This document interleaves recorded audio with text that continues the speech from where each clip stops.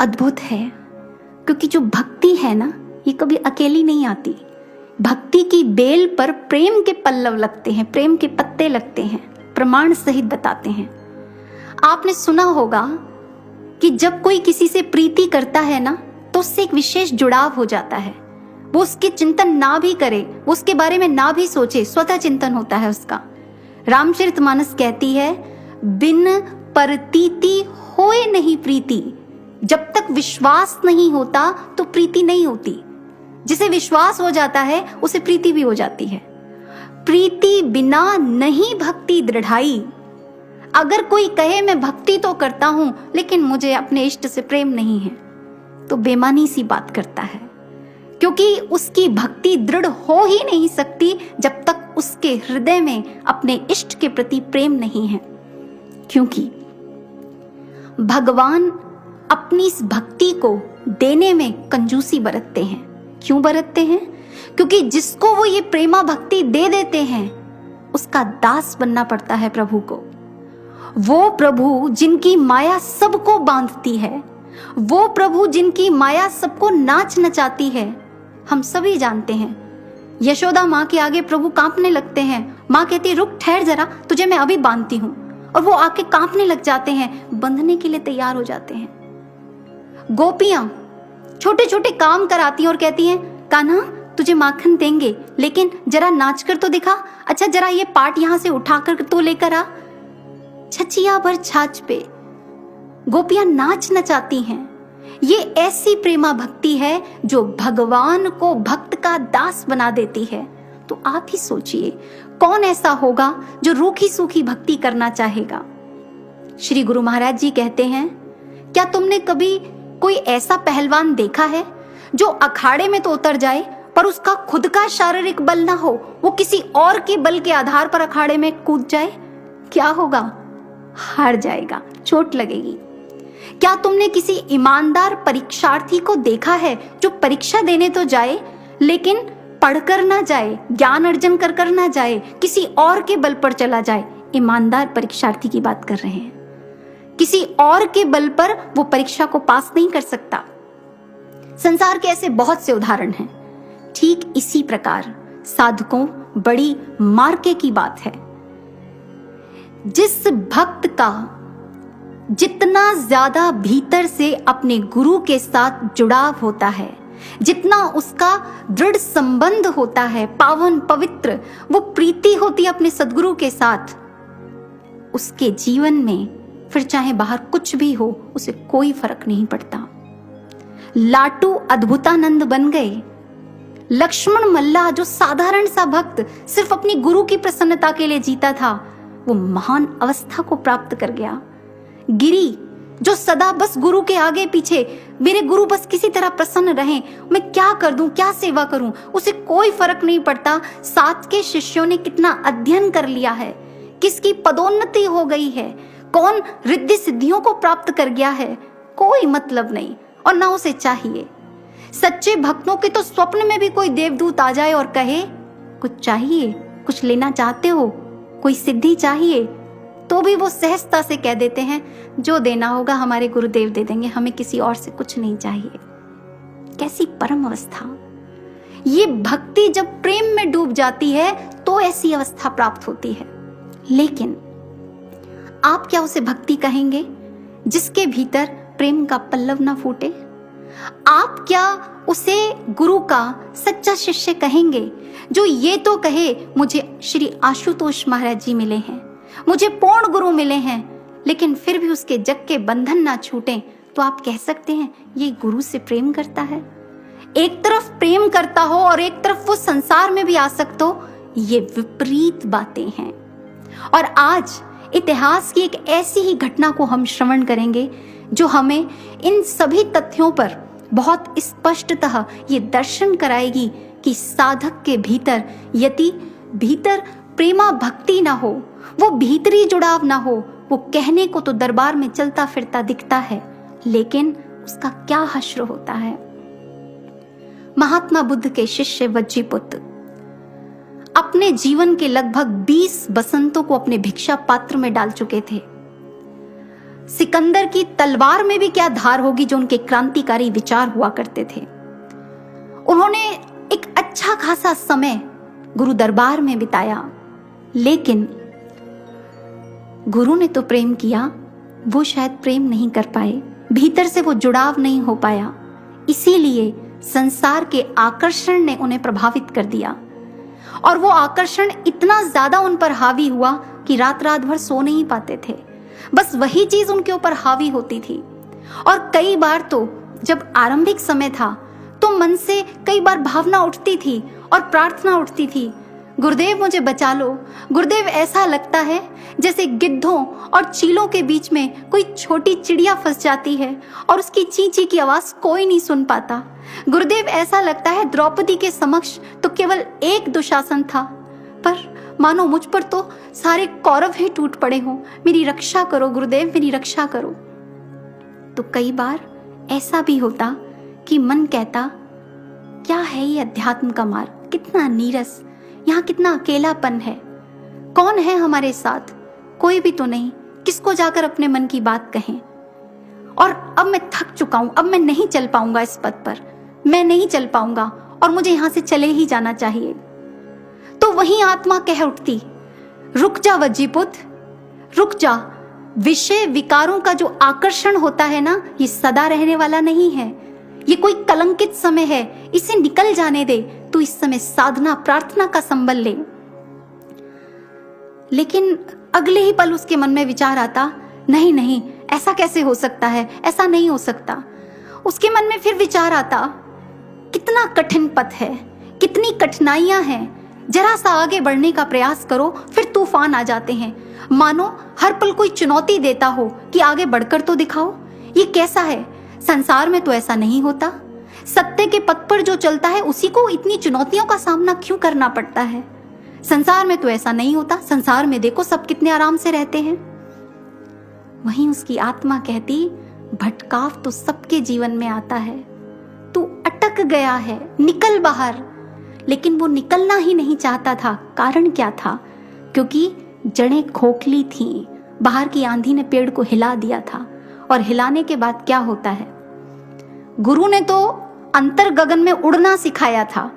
गुरु ने तो ये सिखाया था कि जब विषय विकार हो, जिस समय कुविचार हावी हो, तो वहां से मन को मोड़ दो। गुरु ने तो ये सिखाया था अंतर में जुड़ना है। लेकिन जो मुड़े ना, जुड़े ना, तो उसकी क्या सदगति होगी?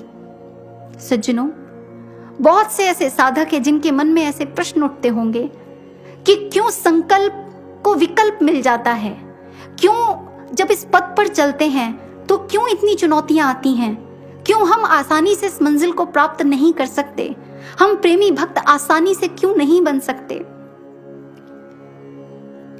जिन लोगों को लगता है कि सत्य के पथ पर ही ज्यादा चुनौतियां आती हैं, जो भगवान से प्रेम करने के लिए निकलते हैं, उन्हीं की ज्यादा परीक्षा होती है। आइए इसी संसार का एक उदाहरण लेते हैं। 1989 में आयरिश परिवार में एक बच्चे का जन्म हुआ। बच्चा जैसे ही थोड़े से होश में आया, बड़ा हुआ, तो पता नहीं उसके मन में कैसे एक भाव आया कि मैं जिम्नास्ट बनना चाहता हूं। जब ओलंपिक्स होगा तो मैं जिम्नास्टिक के तहत बहुत से करतब दिखाऊंगा, एक कीर्तिमान स्थापित करूंगा। और वो अपने इस जुनून से, अपने इस लक्ष्य से इतना प्रेम करने लग जाता है, उसे किसी की बात अच्छी नहीं लगती, बस वो उसी के इर्द गिर्द घूमता रहता है कि जिम्नास्ट कैसे बनते हैं, कैसे बना जाता है। लेकिन जैसे ही वो 10 साल का हुआ, उसके लेफ्ट पैर में ट्यूमर हो गया। डॉक्टर्स ने कहा सर्जरी करनी पड़ेगी। सर्जरी भी हुई। डॉक्टर्स की गलती के कारण कोई नस दब गई, जिससे उस बच्चे को व्हील चेयर पे आना पड़ा। अब डॉक्टर्स ने कहा बहुत मुश्किल होगा तुम्हारा पैरों पर खड़े होना, लेकिन उसे किसी की बात का कोई फर्क ही नहीं पड़ता था। 15 महीनों के अंदर अंदर वो बच्चा अपने पैरों पर खड़ा हो गया। वो बच्चा जब व्हील चेयर पर चलता था, क्योंकि छोटा था, तो साथ के बच्चे अक्सर ऐसे अपशब्दों का प्रयोग करते थे जो शायद किसी को सुनना अच्छा ना लगे, लेकिन वो बाकी सब बातों के प्रति बिल्कुल बहरा हो चुका था। ना रिएक्ट करता था, ना सुनता था। उसे तो बस एक ही चीज दिखती थी, जिम्नास्ट बनना है। अभी 8 महीने ही हुए थे कि जब वो ठीक हो गया था कि अब प्रैक्टिस करनी स्टार्ट कर दी थी। 8 महीने ही हुए थे कि प्रैक्टिस करने के दौरान फिर उसका एक्सीडेंट हो गया, चोट लग गई प्रैक्टिस करते वक्त। और अब तो स्थिति इतनी दयनीय थी कि जरा हरकत में आता तो बेहोश हो जाता। अब की बार डॉक्टर्स ने स्पष्ट कह दिया, जिम्नास्ट बनना तो बहुत दूर की बात है, तुम कभी अपने पैरों पर भी नहीं खड़े हो पाओगे। और आप जानते हैं, उसे अपने लक्ष्य से प्रेम था, जुनून था उसके भीतर। उसने पुनः वही अपने भीतर उस भावना को जागृत रखा। मानो उसे कोई फर्क ही नहीं पड़ता था कि बार बार कोई महल बनाता हो और बार बार आकर उसका कोई महल तोड़ जाता हो और वो पुनः पूरे इरादों से, पूरी शिद्दत के साथ अपने महल को खड़ा करने में लग जाता हो। इस बार भी लगभग 2 से 3 वर्ष के अंदर वो बच्चा खड़ा हो गया। सब जगह उसका नाम पड़ा बॉय ऑफ मिरेकल, चमत्कारी लड़का। लेकिन कहते हैं ना, जिसे जितना ज्यादा अपने लक्ष्य से प्रेम होता है, उसकी परीक्षा भी उतनी ही होती है। जिस समय 2010 में इसे पार्टिसिपेट ही करना था, मात्र 6 हफ्ते पहले पैर का लिगामेंट टूट गया। क्या कहेंगे आप? अभी और कितनी बाधाएं आएंगी? इस बच्चे की रिएक्शन क्या थी? क्या हो गया? अभी और मौका आएगा आगे। फिर अपने आप को खड़ा किया और उसके बाद जब अगली साल 2011 में गेम्स हुए तो इस बच्चे ने 3 पदक जीते। उससे अगली साल जब गेम्स हुए तो इसने अपने देश का प्रतिनिधित्व किया। ये आयरिश परिवार का बच्चा किएरन नाम का खिलाड़ी है। इतने तूफान, इतने झंझावात, कौन कहता है कि सिर्फ अध्यात्म में चुनौतियां आती हैं? चुनौतियां तो सब जगह आती हैं, लेकिन जिसने कभी अपने मन में ऐसा संकल्प ही ना लिया हो, मुझे प्रेमी भक्त बनना है, मुझे अपने प्रभु के निष्काम प्रेम को पाना है, मुझे सिर्फ देना है, मुझे उनसे कुछ चाहिए नहीं, मुझे अपना सब कुछ देना है, ऐसा भक्त जिसके भीतर प्रेम ना हो, वो उन चुनौतियों से घबरा जाता है। आज संकल्प विकल्पों के बीच में अंत में वज्जीपुत्र ये निर्णय ले लेता है, अब मैं नहीं चल सकता इस पथ पर, बहुत हो गया। और सोचता है सुबह सूर्य उदित होने से पहले मैं यहां से चला जाऊंगा। सब ध्यान में बैठे होंगे, किसी को क्या पता चलेगा? वो जो कभी कहता था कि ध्यान में ये लोग तो क्या, परलोक का भी पता चल जाता है, आज कहता है किसी को क्या पता चलेगा। और सुबह जैसे ही ब्रह्म मुहूर्त होता है, अभी उसने एक पोटली उठाई ही होती है जाने के लिए कि एक भिक्षु आते हैं और कहते हैं, वज्जीपुत्र तुम्हें तथागत ने बुलाया है। वो एकदम धक से रह जाता है। क्या उन्हें पता है मेरे बारे में? क्या वो मेरे बारे में जानते हैं? और फिर अपने ही मन से प्रश्न करता है, नहीं ऐसा कैसे हो सकता है, नहीं ऐसा नहीं हो सकता, अभी मिलकर आता हूं, जो मैंने सोच लिया मैंने तो करना ही है। जैसे ही तथागत की कुटिया में पहुंचता है, तथागत कहते हैं, वज्जीपुत्र तुम इतने साल गुरु दरबार में रहे, क्या लेकर जा रहे हो? मात्र एक पोटली, बस यही कमाया तुमने? तुम्हें भागने का इतना ही शौक था तो मुझसे कहा होता, मैं तुम्हें भगाता। मैं तो तुम्हारे पकने का इंतजार कर रहा था, मैं जानता था अभी तुम कच्चे हो। तुम पक जाते तो मैं तो स्वयं ही तुम्हें बहुत दूर भेजता। तुम जिस जगह जाते ना, उसका जो लक्ष्य है वो इतना महान है जो तुमने कभी स्वप्न में भी कल्पना ना की हो। वज्जीपुत्र जाओ, अपनी कुटिया में वापस जाओ और ध्यान में उतर जाओ। याद रखना, संसार के पथिक मत बनो, दुखी मत हो। श्रद्धा और शील से युक्त, यश और भोग से मुक्त पुरुष हर ओर पूजनीय होता है। महात्मा बुद्ध के जो ये वचन थे, बड़े भारी भरकम वचन थे। और ये वचन जिस समय वज्जीपुत्र ने सुने कि वो कह रहे हैं, संसार के पथिक मत बनो, दुखी मत हो, जो श्रद्धा और शील से युक्त होता है, यश और भोग से मुक्त होता है, वो सर्वत्र पूजनीय होता है। अर्थात मेरे गुरु ने मेरे लिए कितना कुछ सोचा हुआ है और मैं क्या सोचकर बैठा था। मैं सोच रहा था कि मैं इस पद पर अकेला हूं। मैं सोच रहा था मैं अपनी बात किससे साझा करूं, कौन सुनेगा। मैं सोचता था मैं थक गया हूं, मैं चल नहीं सकता। पर आज सदगुरु को देखकर तो ऐसा लगता है हम ना एकाकी, वो पग पग का साथी। श्वासों की भांति वो संग संग चले। हम जो थके तो चल ना सके तो वो थामेगा हमको, हो कुछ भी भले। आज तथागत ने वो करके दिखा दिया था। वज्जीपुत्र की आंखों पर जो अज्ञानता का एक जाला था, जहां उसे अपने गुरु अंदर महसूस नहीं हो रहे थे, वो अपने गुरु से अंदर से वार्ता नहीं कर रहा था कि गुरुदेव देखिए कैसे मलिन विचार मेरे मन में आ रहे हैं, क्योंकि भीतर से वो प्रेम संबंध स्थापित नहीं था। कहीं ना कहीं प्रवृत्ति बहिर्मुखी थी, इसलिए गुरु सत्ता को अपने हृदयासन पर विराजमान देख नहीं पाया। लेकिन गुरु की महानता देखिए, गुरु ने आज भी कृपा करके उसके नष्ट होते जीवन को कैसे बचा लिया। स्वामी विवेकानंद जी से भी एक बार उनके किसी गुरु भाई ने यह प्रश्न किया था, यदि गुरु शिष्य पर बार बार कृपा करे और शिष्य को यह एहसास हो जाए मेरा गुरु मुझसे बहुत प्रेम करता है, और उसे अपने गुरु की भगवत्ता का भीतर से एहसास हो जाए, और जिस समय वो कुछ कर ना पाए लेकिन भीतर भावों से भीग जाए, तो वो अपने गुरु को क्या भेंट दे, वो क्या दे उस समय, क्योंकि वो अपने आप को तो असमर्थ पाता है, अपनी मलिनता से परिचित हो जाता है और गुरु की महानता से, तो वो क्या करे उस समय। विवेकानंद जी ने कहा वो चुंबक बन जाए। तो गुरु भाई ने कहा मतलब?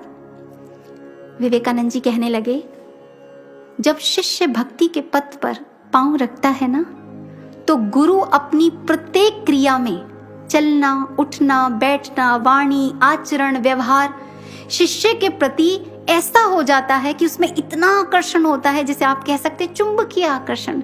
शिष्य उस आकर्षण में ऐसा आकर्षित हो जाता है, उसे लगता है इससे बढ़कर दुनिया में कुछ है ही नहीं, और वो भक्ति पथ पर जो कि नीरस लगता है, कठिन लगता है, सहजता से अग्रसर हो जाता है। लेकिन उस समय गुरु की एक आस होती है, और वो आस क्या होती है कि एक दिन तू भी अपने भीतर ऐसा प्रेम, ऐसी कशिश पैदा करना कि तेरी वाणी, व्यवहार, आचरण, तेरे रोम रोम में वो चुंबकीय आकर्षण हो, संसार के लिए नहीं, अपने गुरु के लिए।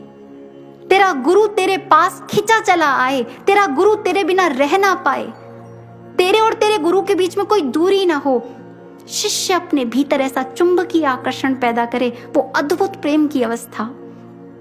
और जब ऐसे चुंबकीय आकर्षण से गुरु खिंचे चले आते हैं, तो क्या घटित होता है?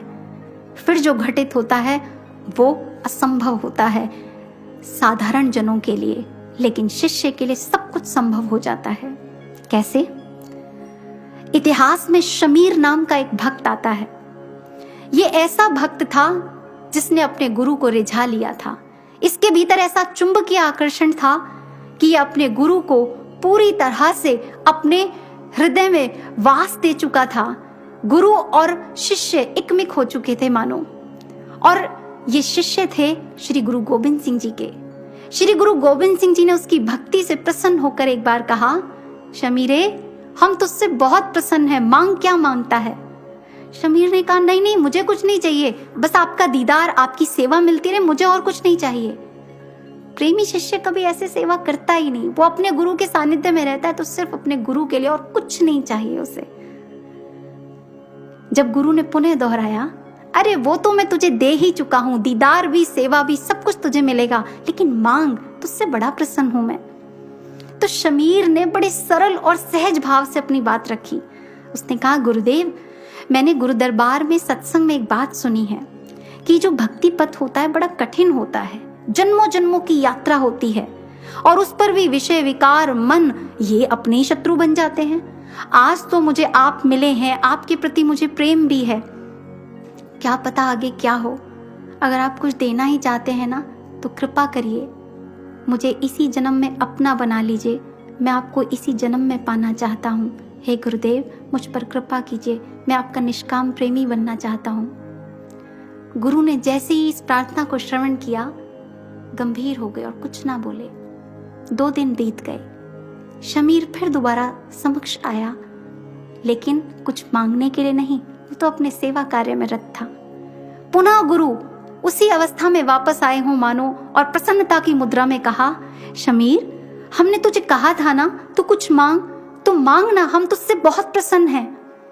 शमीर ने पुनः कहा, गुरुदेव मुझे तो जो कहना था मैंने 2 दिन पहले ही कह दिया, अब आगे आपकी इच्छा, मुझे तो बस आपको पाना है और कुछ नहीं पाना। गुरुदेव ने गंभीरता से कहा, देख शमीर, हमने तेरे कर्मों के लेखे जोखे को देखा है, उस हिसाब से अभी तुझे कई योनियों तक निम्न योनियों में जाना पड़ेगा, कई जन्मों तक निम्न योनियों में जाना पड़ेगा, इसलिए तू कुछ और मांग ले।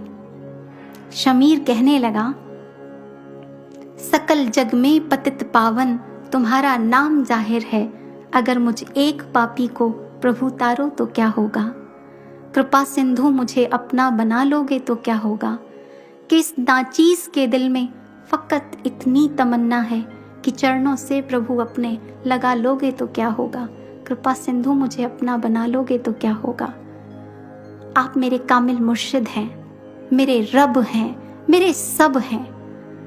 मुझे पता है आपके लिए कुछ भी असंभव नहीं। प्रभु, आगे आपकी इच्छा। मेरे गुरु तो सर्व सामर्थ्यवान हैं, ये लेखे जोखे की क्या औकात। शिष्य के ऐसे पगे हुए भावों को देखकर गुरु इतने प्रसन्न होते हैं और कहते हैं, जा शमीरे, तुझे वरदान दिया, तू इसी जन्म में हमें प्राप्त करेगा, तेरी 84 इसी जन्म में कटेगी। शमीर प्रणाम करता है और बस अपने कक्ष में वापस चला जाता है। रात को उसे एक स्वप्न आता है।